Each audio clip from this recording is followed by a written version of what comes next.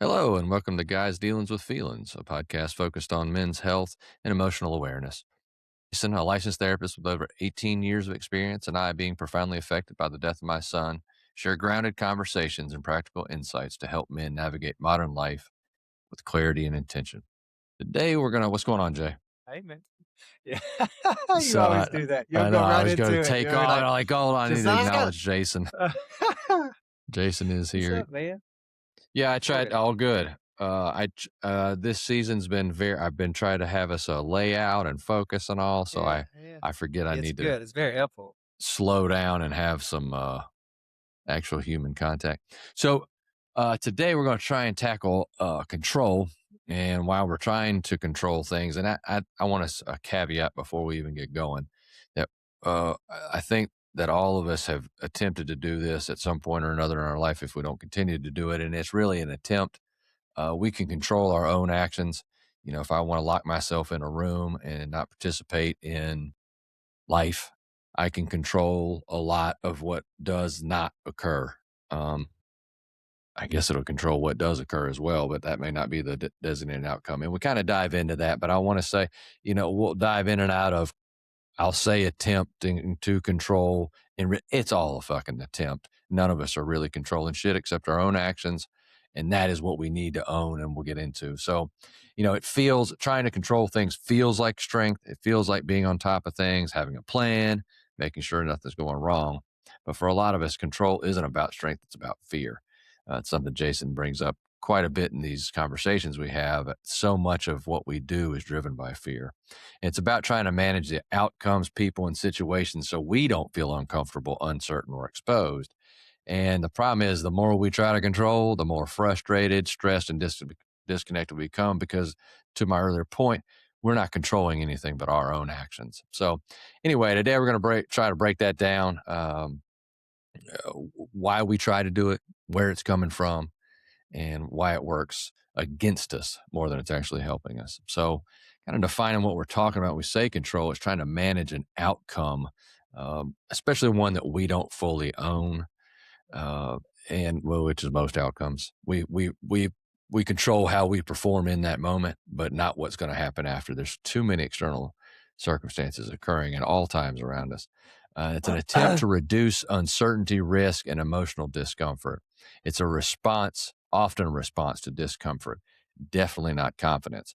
And I think in my life, this has gone along with the humility piece. When I say humility, I mean being able to accept that you could be wrong about anything at any time, which is also being open minded. So many of us say, "Oh, I'm open minded," but there's definitely uh, answers that you have before questions are ever asked, and you are not going to change those things. And in that, you cannot be considered open minded. So, knowing that anything could change for me at any time if presented different information that I haven't come across, and in that has come humility. I think a lot of my life's mission is about humility. Losing Joel has definitely taught me a extraordinary amount about humility. It definitely taught me about how little I have control over, and that's why I bring that up in this whole thing. We don't control shit. We control our bodies, and that's it. And I spend a lot of time. I think a lot of people do. And, like the opening says, it's just an attempt to settle fear. I'm planning so that I don't have an accident, or if I do have an accident, I'll be prepared for it. Or, um, if something bad happens to my house, I'll be ready. If I fall when I go out, if I get hit by a car, all this shit, we're just totally trying to Which is not control. unintelligent. It's it's a but it takes control of us. And that fear for sure takes control of us, and it dictates what we are and aren't doing. The fear of things going wrong or being judged, fear of failing. And, it's coming from our past negative experiences. And it's a lack of trust in others, the process we're involved in, or ourselves. And it's, and this is big for me. It's an attempt to substitute for trust. And I had often lack trust that everything's going to be all right. And you and you're really good at it. And I'm always got like one eye open, like, I don't think so. You sure it's just going to work out? And you're like, bro, shit's just going to work out. I don't know how, but it's gonna. And so that's my experience with control. I had to just realize I don't control anything except my And my actions. yeah, and my experience is more it already did would be the best way to describe it already worked out. But that doesn't mean life doesn't have challenges, but it is better to describe my experience as being something already worked itself out, and then something's just very deeply, very genuinely knows it. You fully trust that too. I trust myself, yeah, and so, but that's I trust what I feel. I'll put it that way. Maybe it's more accurate way to say it. I trust my experience. So I like this. Obviously, the topic is, I don't know, infinitely deep. It's not but think about it. Here's a question, right? Like, what are we trying to control? People, places, and things. Okay, that might be what initially comes to mind. That's not really what it is, right? There was a point in my life where if you would have asked me to describe life, talked about things out here, right? You know? And now, if you were to ask me about life, I'm referring to my interiority in here, right? I know now that, like you said, my experience in this place is I'm the deepest part of me. I'm experiencing this body, and through the senses, perception, experiencing the world, right? And honestly, whatever that is. I mean, you know, we're told at some level it's atoms and it's mind bending. Uh, so actually, what I'm experiencing is associations with things in the world through the body. Does that make sense? What I'm saying? Hmm. And so the control efforts are around what we'll feel. You could say, Trying to control the outcome because we attach it's what we think. We attach our emotion to that outcome. And so yeah, we feel like we can control the emotion by controlling the outcome. yeah, yeah, yeah. So all the effort, because we're detached from our interiority, from what we're feeling and our own thinking patterns, since we're detached from it, it causes us to put all our effort in out here. In things like what people think, what my bank account says, what you know what I mean. Just those just two simple examples, but um, and that becomes the reality of our lived experience, and it's subtle. We don't even really know uh, on deep levels what we're feeling. We don't even know how to acknowledge it and name it as fear. So yeah, we're trying to control the body, but we're trying to do that uh, externally rather than how can you say it?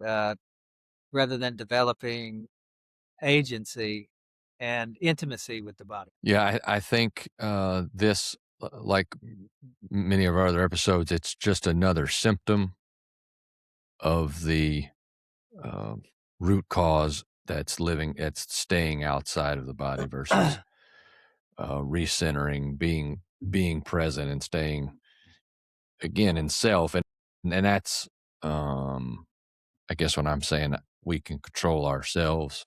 We can control the actions that we use our hands and mind and body to I see. take. Yeah, I get what you're saying. To your Yeah, we point, have influence over that. Yeah, yeah, that's the only thing we have influence over. Now, because obviously, when that's we where have things are happening.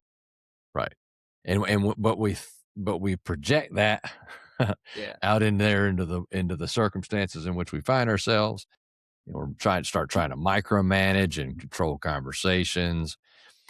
Planning is one that you'll hear a lot, and it's over planning, struggling with unpredictability, and then you've got internal anxiety and frustration because none of this shit's going to work. As soon as you say, "I've got the gas in the car," I took it by the mechanic. We're going to Florida. I took it by the mechanic. He said everything looks good. Tires are check, air pressure check, oil check. Everybody's loaded up, and you take off, and the asshole in front of you drops a metal something. You run over it, and now you're on the side of the road. There's just so much you can do to control, and that's a simplistic version because often it's in our homes where we're trying to control our partners.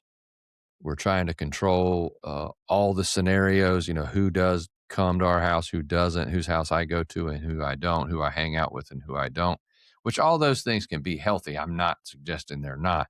But when it's a control thing, it's not. When you're being your authentic self, you're in tune with who you are, you understand your feelings and what makes you happy. And what makes me happy is being around people that I care about and who care about me and I want to be around and they want to be around me. That's what life is about.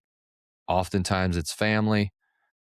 Sometimes it's close friends. I'm extraordinarily fortunate to have uh, 10, 12 extraordinarily good friends that have been around for a long time.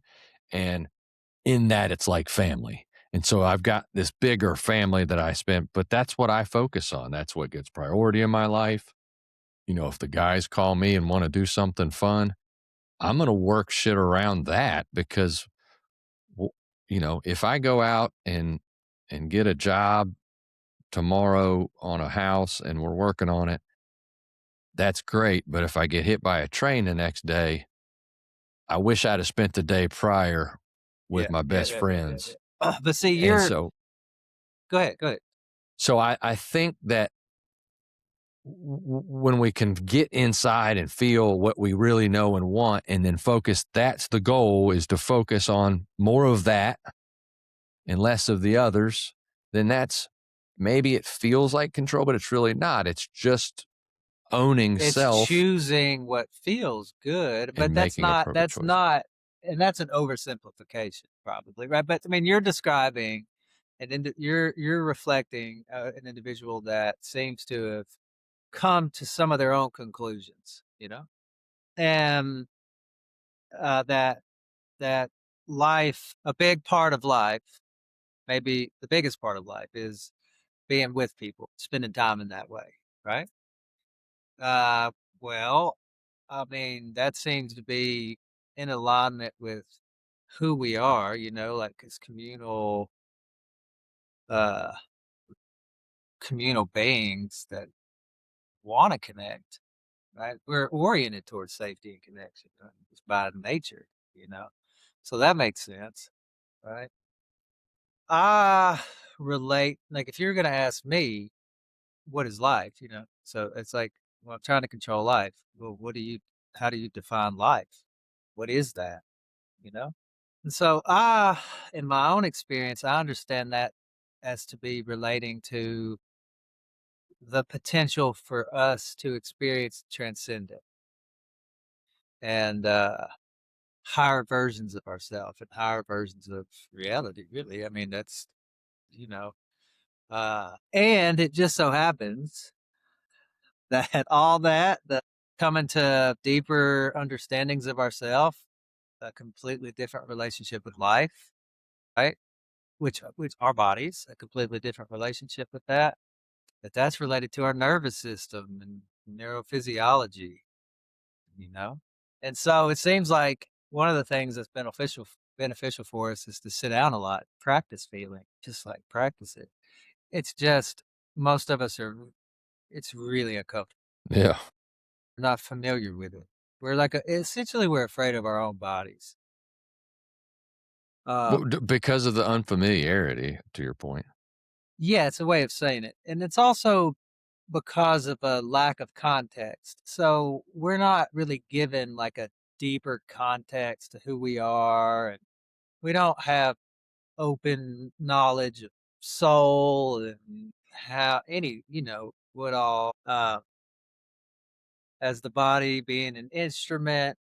We're not very familiar in this culture with, like, energy, the energy body, what the past actually represents for us, why we have a tendency so often to go off into thought and into the past and the future. It's like these topics have been talked about for thousands of years for us as human beings. It's just they've typically been talked about in the within the sphere of religion, spirituality. But those systems are polluted Right. with a lot of noise, so the signal gets lost, you know? And then the end user gets lost. Yeah, and so and the actual signal of all the traditions was a direct way to experience the divine or the transcendent. That was that is the core signal.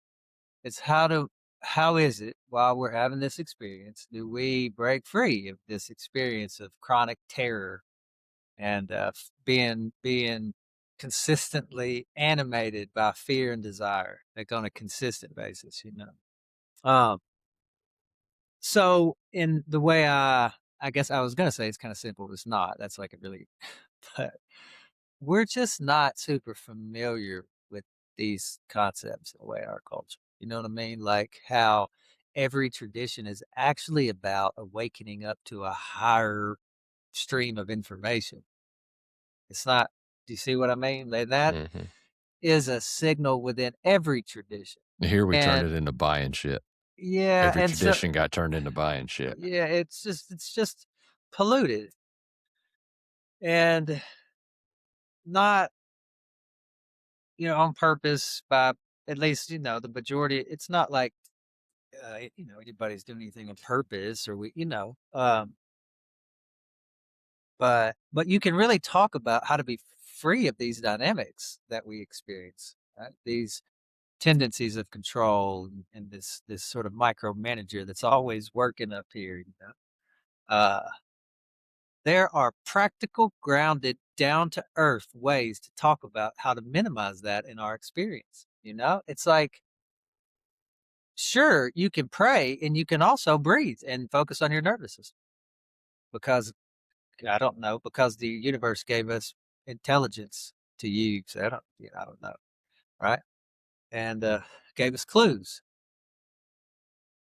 on how to find peace in this space. You know, it, maybe it's heavy. I don't know, but it does seem to me that the space that we are in is pretty hellish. There are a lot of really gnarly things that are a part of that are going on this planet and happening, and there's always been little secret little codes of how to find peace on the rooftops of hell. There's always been little secret codes about that. In its perspective, I mean, we could be in hell, we could be in heaven. We go back to or started from is unknown, and so it could be far worse. Yeah, right. This could be this could be the good part. So, I think is something I try to do is take advantage as if this is the good part, and, the likelihood of us even getting here is so just in what we know about science, it's a motherfucker to be conceived. And so many stars have to align for me to get here, and then the age that I've gotten to be sitting here, all of those there's a lot of good things that have happened to line my stars up to get here. And so I try to appreciate that and enjoy the positive things. Hey, let me ask you a question. You're familiar with me too, but you are familiar with the idea of like an awakened being, Hmm. right? That are on the planet right now. And, you be familiar with Christ. I don't know if you might relate to that character as an awakened being. That's how the majority of the world does. Uh, but let's just say so. So that awakened being is still here. So that awakened being, whatever's going on here, the whole thing didn't change. It stayed really gnarly. And a lot of the awakened beings, those motherfuckers get put to death. Hmm. So this environment is gnarly. It just is, you know. Now there is a way to talk about the nervous system as representing heaven or hell. Now, and so then once our system is more free and we there's more clarity around what's going on and where we are, you're still here. There's still bombs and shit that happen, but there's peace that passes any understanding. It shouldn't even be there, but it is. Hmm. You know, on paper you should have no peace, but you do. Yeah. You Yeah. I know, mean, I'm definitely aware of the pitfalls that can come across our paths. Uh, and that's why because of where I am today, and I'm not in any way, I'm not even saying I'm any type of awake, but understanding that Joel's death was a teaching moment, um, and that even without control, I can find calm in the amen, storm. amen, amen. I guess all that puts together, and I just hadn't put it all. And I think so many of these topics we have, control not being any exception, is again it's just a symptom. This shit shows up. Um, we're trying to control people, outcomes, or timing, and we got stress and frustration. We're damaging relationships, like we can't figure out what the fuck's going wrong, and tighter we're holding on, the more shit's slipping out of our hands, and it comes at the cost of being very rigid. We lose the ability to adapt. We have again relationship strain, and that's where I think a lot of it shows up for us. Uh, and I think all of us resist being controlled, and so many of us are doing what we've learned again, completely walking around in a body that we're completely unfamiliar with, trying to find some peace by buying shit and to being nice to others, and we're just not finding any traction. And and I think it shows up in relationships, whether you can find yourself in a relationship, whatever that is, if that's friendships, if that's other sex, if that's same sex, but intercourse, all that. When you find it, and that's I think when it really hits us in the face, and then with our children, if you've had children, I think a lot of lessons can be learned there because of the unconditional love that comes with having children, um, and the battle that goes on with having kids. And so I feel like all that is signals and signs that point to shit ain't all right. And when you say, well, I got this, no, you don't got this. These are the problems. And kind of a surface level, again, to Jason's point, it's really about finding self, emotional intelligence, understanding your emotions, understanding how to navigate them, letting life come through you, and you just experience it up, down, left, right, doesn't matter. Just let it roll. That way you don't have baggage and all that. That's the deeper point on all of these. But we try to give some answers that you could just start helping identify what the fuck's going on in your life. So control versus responsibility, control being trying to manage everything, responsibility owning your actions. And that's what we can control. So you control how you show up, but you're not going to control the outcomes. And so as a mental exercise, what you can do is in a situation, think, what am I attempting to control here? What is my responsibility in this scenario? And then what do I need to let go of? So we're going to be focusing on the effort, preparation, and communication and releasing the outcomes, others, and the timing. And that again, to focus more on yourself. What role do you play in this? And for me, the first step was understanding I didn't control everything, because once I could grasp that I didn't control it, I no longer would attempt to do so. And then, in not attempting to do so, I let go and I just said, hey, let me just be me and show up to be the best version of myself that I can be. And then whatever happens, happens. And I'll deal with that when it shows up. And then we'll do the same thing there. I'll show up my best self having learned from whatever got us here, even, et cetera, et cetera. And that's how it goes. And so you can let go and not lose your direction, not lose your compass. It doesn't mean you don't care. It just means you're showing up without trying to force the outcome. Need control how you feel when you're done. And if we can trust ourselves and our abilities to adapt, then we can just kind of leave this whole idea of control by the wayside and start moving through life uh, with the understanding that, hey, I have no fucking idea what's going to happen. I don't know what's going to happen with that, because that's the truth. When and Joel's short life made that fucking clear. When I walk out the door, there is no guarantee I'm gonna walk back through the some bitch, and B, when I do walk back through it, that everything's gonna be like it was when I walked out of it. And with that many moving pieces and parts, to think that you have any control over anything but you is asinine. And if you hadn't been kicked in the teeth enough, keep trying and you'll get it. You'll understand, Jesus, this ain't worth it, man. Let me just put this down. And if you put it down and you move over to self and then really dive off into this project of the guy in the mirror and what do I need to be healthier and better, and that's to turn inwards and find self and find understanding and really just kind of be at peace with you and who you are, and that you're doing the best you can. You've been doing the best you can. And if you haven't, you're now changing, et cetera, et cetera, et cetera. And then you're going to show up better for your relationships. The outcomes are going to be what you want because you showed up authentically and with purpose, and others saw that. And others are way more willing to follow one who's in control of themselves rather than trying to control them. If I tell you to walk over there and get water, fuck you. I don't even want water right now. But if I walk over there and get some water, if you are thirsty, you'll follow me. So anyway, I try to Yeah. simplify these Yeah. things. Obviously, life is way more complicated than this, but I'm trying to paint the picture as simplistically as possible because eh, truly, Well, we and that's what I do too. And then that's to me like it's infinitely complex, but in reality, what we're trying to control is what happens at the level of sensation and feeling.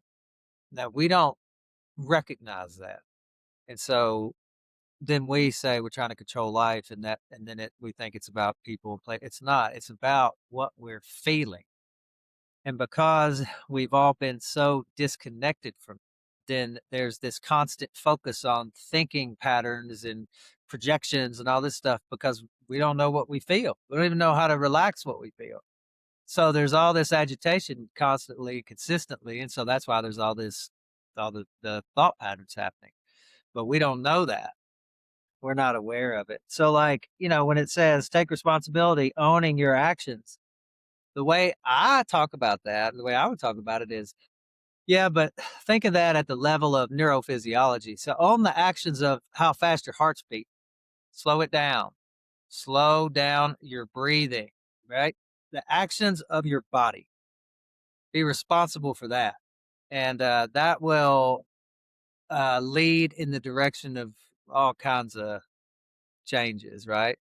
Uh, being able to communicate better, knowing what I'm experiencing, being responsible for my feelings. Okay, but yeah, that's a process, to say the least. and I think when you hear that, being unfamiliar with it, it sounds foreign as if you don't like you're a cuckoo bird that doesn't know what the hell he's talking about. And I get that thought process. Um, I understand it. I empathize with it, but it's wrong.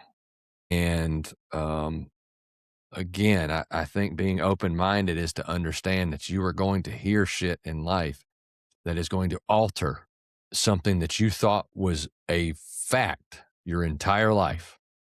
Something is going to alter that. And when it does, you can choose to hang on to what you thought was true, even in light of more evidence, in hopes of that thing continuing to be true. or you can pay attention to the new evidence and say, huh, maybe this has answers down this trail that I haven't come to yet. Yeah, And yeah, if I yeah, go yeah. down this trail, I'll find them. And that's what You we're know, it's trying to, funny when we describe ourselves, you rarely hear people say, "I'm the kind of person that likes to find out I'm wrong." you know, nobody wants to do it. I don't want, It's a very yeah, rare. yeah. I don't Yeah, want to do it, but when I do it, I will say this. I know that there's learning on the horizon, and that's exciting. that Um, goes. It's but it's sometimes humiliating to find out because you'll be certain you will stand on it. yeah, yeah, And, yeah, yeah, yeah, yeah, yeah, that yeah. there's a lot of things we stand on that can't be proven or disproven. Most, And most, yeah, most. So that relates to our tendency to um identify with thinking more than feel. yeah, So that's why, take one of the relationship dynamics that we have today in our difficulty in communicating. It's because we get into a position of trading perspectives of how we what we think about something, which is literally a projection, an interpretation, and none of us are that familiar with knowing what we feel and just expressing it like authentically without fear. understanding perspective again gets a chapter in my book. It was so life changing because we don't have the same experience. None of us do. The closer and more intertwined we are and have been for however many years, it will be more of a likened experience because we've just been experiencing a lot of the same things for a long Yeah, time but timeline. nobody's having But the same experience. our spouses, even of 25 years, if we fail to understand that they had however many years, 16, 18, 25, before they met us, did a lot to set their vision and what they see and how they perceive life. Life is not black and white. None of it. None. And that's, an argument that folks will get into. Well, yeah, it is, but a tree's a fucking tree. How I perceive that some bitch ain't the same. And I go into a guy who lives on the water and fishes, sees a tree as a potential boat. Guy who's freezing cold sees it as heat. And Yeah, somebody who yeah, yeah, loves yeah, yeah. nature sees it as a being. So we all perceive this thing that's so black and white completely different. Yeah, We'll yeah, have yeah, different yeah, yeah, yeah, feelings yeah. and all. And failing to And understand that, it's always been known that if you look close enough at something and then you keep going into it, and you get into the bark, and then you get into the inside, and then you get down to the roots, and then you get down to how the roots fold out, and then how they connect to mushrooms, and how they then you start getting into an interconnectedness of the whole planet, yeah, which is breathing and conscious, wild. so anyway, blow your mind if Yeah. you can take a second look. And be That open to Yeah, understanding that it's not, nothing's black and white. that's kind of what I mean by taking a second look.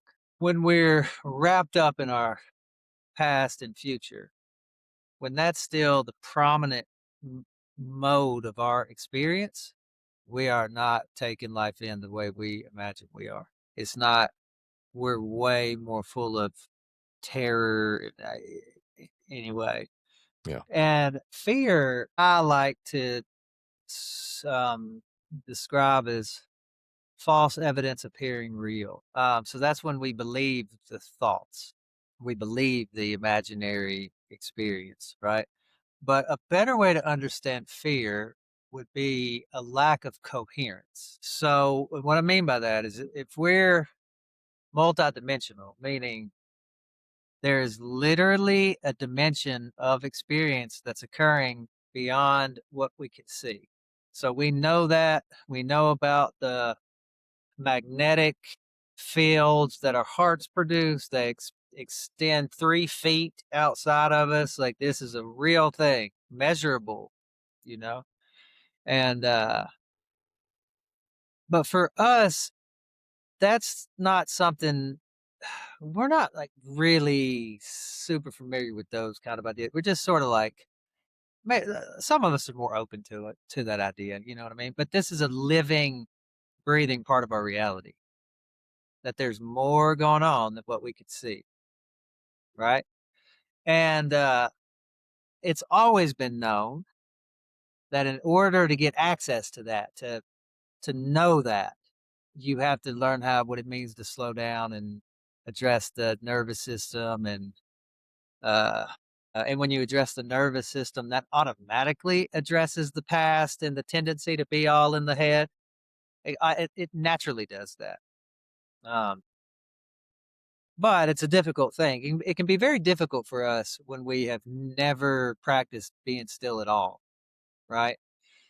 And so, but there's a lot of things we can do. Like if somebody experiences too much discomfort, I'm getting to know somebody, it's just too hard for them to sit still, do any kind of meditative work, or but then I'll encourage them to do vagus nerve stimulating stuff, which includes humming and some other things. And that seems to, I almost think about the vagus nerve stuff, like the active stuff, the humming especially, as prepping the system for being able to sit more still with the sensations that happen. Yeah, as if there's levels to this shit, Yeah, there and are just levels depending to on it. how agitated you are, you could be Yes, agitated to the point because we've discussed it in the past. where you can't be Uh, still, and that's yeah, just well, part of well, it. we avoid discomfort. Yeah, We that's live another. life to avoid Yeah, discomfort, and it's going to be uncomfortable if you're very, very agitated to try to sit on the bench by the water that we talk about being our quad. It's going to be very uncomfortable. So there's levels to the shit. Now you may not, it may be hard for one to do, but not uncomfortable. Well, maybe they don't need to start with the humming. They can start straight on with yeah, meditation. But yeah, again, there's levels to it. It's a spectrum. And I think an example of how perspectives can change. A real tangible example is my story. How I think listeners can understand how a perspective can change literally in an instant. And when we lose somebody to death, it changes our perspective immediately depending on the closeness. So a child, parent, sibling, etc.